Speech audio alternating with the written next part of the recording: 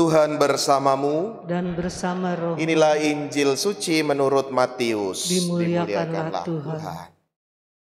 Sekali peristiwa Yesus bersabda kepada murid-muridnya, sebagaimana halnya pada zaman Nuh, demikian pula kelak pada kedatangan Putra Manusia.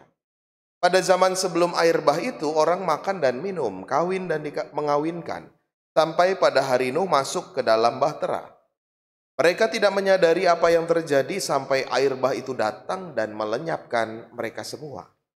Demikian pula lah halnya kelak pada kedatangan Putra Manusia.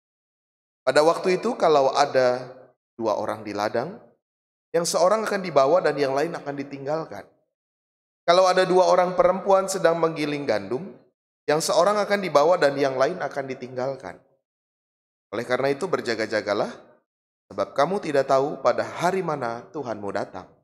Tapi ketahuilah ini, jika tuan rumah tahu pada waktu mana pencuri datang ketika malam, pastilah ia berjaga-jaga dan tidak akan membiarkan rumahnya dibongkar.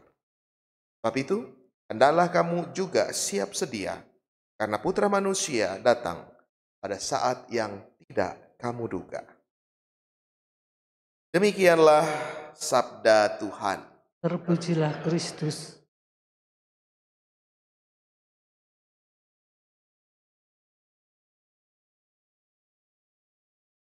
Saudari-saudaraku yang terkasih, belakangan ini 1-2 minggu atau bahkan berminggu, 3 minggu, sebulan inilah, kalau kita lihat media sosial, Instagram dan lain sebagainya, ada satu sosok yang sangat fenomenal, terkenal.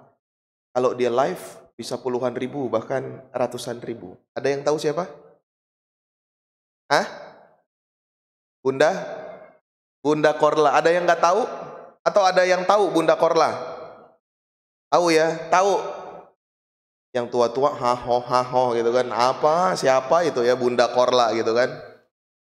Jadi saya kasih tahu ya, Bunda Korla itu nggak tahu dia apa ya pekerja biasa ya, orang biasa yang kalau live ya, kalau dia mengadakan live video itu dia penontonnya puluhan ribu, bahkan juga ratusan ribu pernah.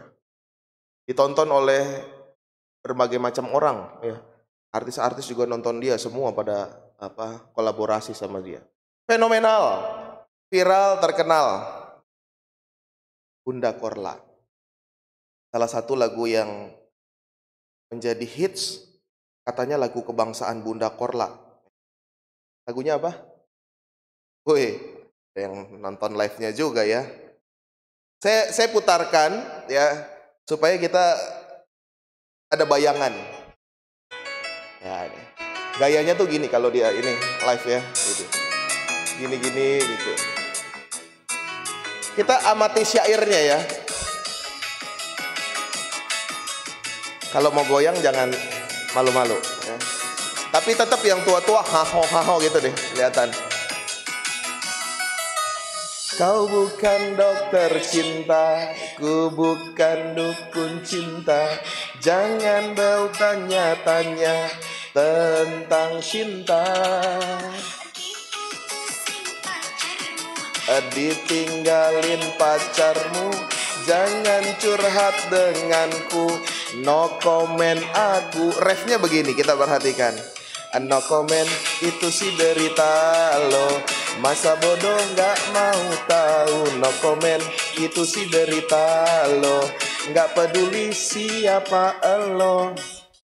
Dah ya, daripada nanti tambah bingung yang tua-tua kan haho ya kan. Kalau kita amati lagunya, syairnya, no comment itu si derita lo, masa bodoh gak mau tahu. No comment itu si derita lo, gak peduli siapa lo. Saya merenung-renung, kenapa lagu ini jadi viral lagi. Semua playlist munculnya lagu yang pertama no comment.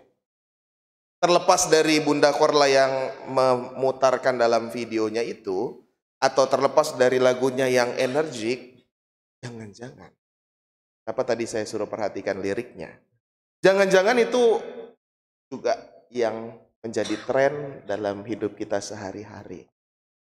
Jangan-jangan itu yang menjadi sikap kita juga. No comment Itu si derita lu, masa bodoh gak mau tahu. Siapa lu? Lu, gue. Jangan-jangan, saya merenung-renung. Jangan-jangan ini yang menjadi sikap dasar kita kadangkala sekarang ini. Romo no comment lah. No comment artinya bukan apa, ya udah nggak apa-apa Romo, ini kita membangun, enggak. No comment dalam artian masa bodoh, nggak peduli. Lalu udah jalan sendiri aja.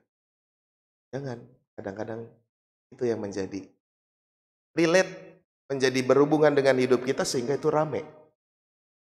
Kenapa saya angkat Bunda Korla ini dan lagunya No Comment?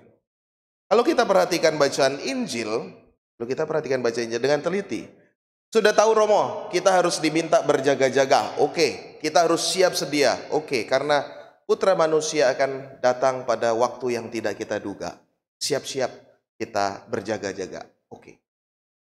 Tapi ada satu yang menarik dari saudaraku jika kita memperhatikan bacaan ini. Saya merenung-renung seperti ini, bagian ini. Pada waktu itu kalau ada 2 orang di ladang, yang satu akan dibawa, yang lain akan ditinggalkan. Perhatikan ya.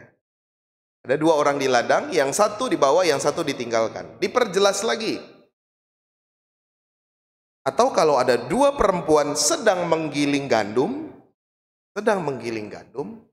yang seorang akan dibawa, yang lain akan ditinggalkan. Dari ayat itu kita bisa bertanya-tanya nih. Ini Yesus yang mengatakan. Saya merenung dua-duanya ketika dikatakan ada 2 orang di ladang. Mungkin saya merasakan 2 orang itu bekerja kok di ladang. 2 orang itu ada kok di ladang, mungkin sedang mencangkul, yang satunya sedang membibit, yang lainnya sedang menyiram. Tapi kenapa yang satu ditinggal, yang satu dibawa? Sama juga ketika ada 2 orang perempuan sedang menggiling gandum. Kalau zaman dulu bangsa Israel kan menggiling gandum pakai batu besar ya, nggak mungkin sendiri, pasti berdua dan kerjasama. Dua-duanya menggiling gandum. Yang satu dibawa, yang satu ditinggal. Nggak ada jawabannya di sini. Nggak ada. Apa hubungannya dengan Putra Manusia berjaga-jaga kita? Karena ia datang kapanpun dia mau.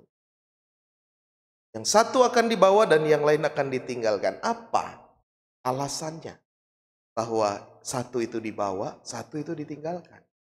Apa kriterianya?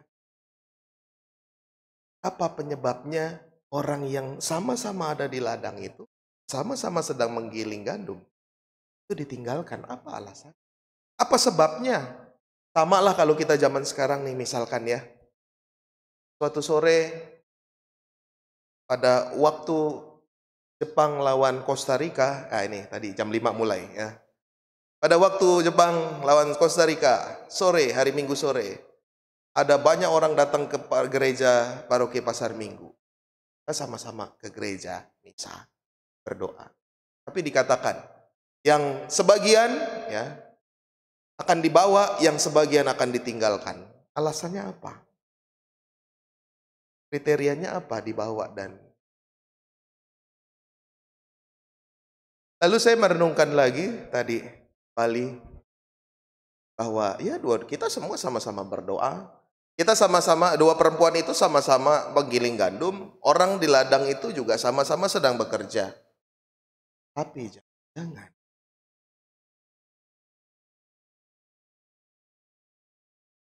Balik lagi ke lagu tadi. Jangan-jangan kita udah aja. Udah sendiri. Yang penting saya.